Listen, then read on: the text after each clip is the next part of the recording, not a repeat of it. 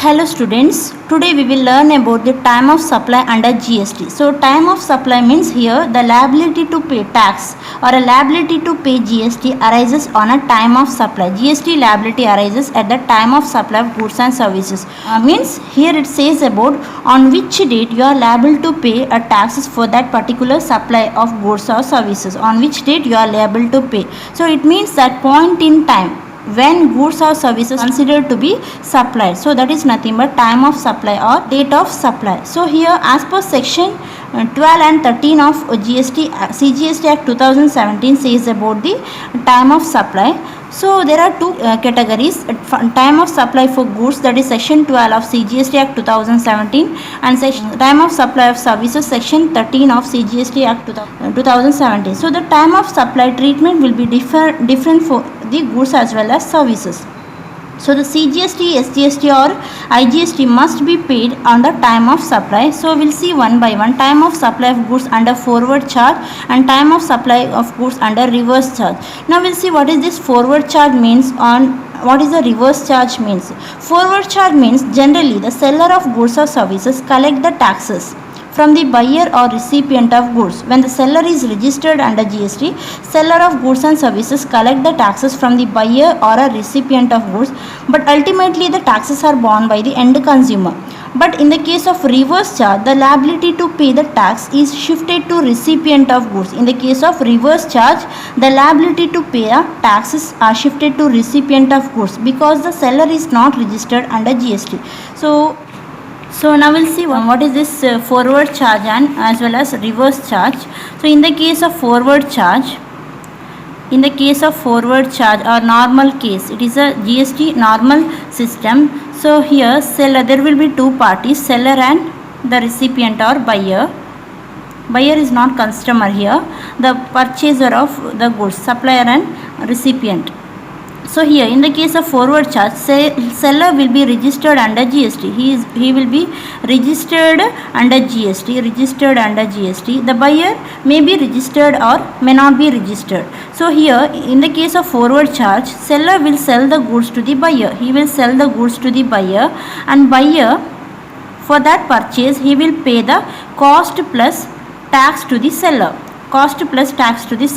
So in the case of forward charge, seller will be registered under GST. So he will collect the cost plus tax from the buyer, and he will deposit the collected tax from the collected tax. Whatever the tax collected from the buyer is deposited, the seller will deposit that tax to the government. Because the seller is registered under GST, he will deposit that tax amount to the government.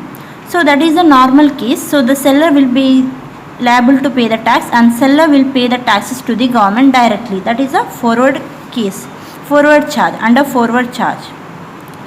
Next, under reverse charge, in the case of reverse charge, same, there are two parties, seller and buyer or a recipient of goods and services. So here seller is not registered under GST.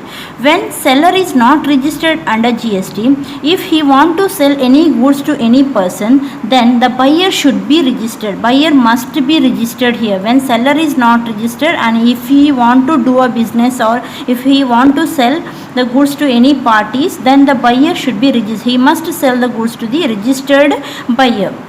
So in this case, he will sell the goods to the buyer, but collects only the cost amount from the buyer, to the buyer. But the tax amount directly it is deposited by the registered buyer to the government. That is a tax amount will be deposited to the government. So here you can see that the tax liability shifted to the buyer because the seller is not registered. So the buyer has to pay the tax reversely. So that is what reverse charge. So that is the treatment, two types of treatment here, forward charge and reverse charge. So time of supply of goods under forward charge means we have to take earliest among these four criteria. So we have date of issue of invoice or last date of issue of invoice, or date of payment made for that supply, or date of removal of goods, or date of receipt shown in the books of account. Among these four criteria, whichever is the earliest date, so there will be four dates here, four different dates. So among these four, we have to take earliest date, which is the earliest date is taken as a time of supply of goods under forward charge. In the case of time of supply of goods under reverse charge, so there are again four criteria: date of receipt of goods, when the goods has been received; date of payment made for the supply; date of payment debited in the bank account of the supplier; or date immediately following 30 days from the date of issue of invoice. So among these four criteria, earliest we have to take as a time of supply of goods under reverse charge. So this is about the time of supply of goods under forward and reverse charge.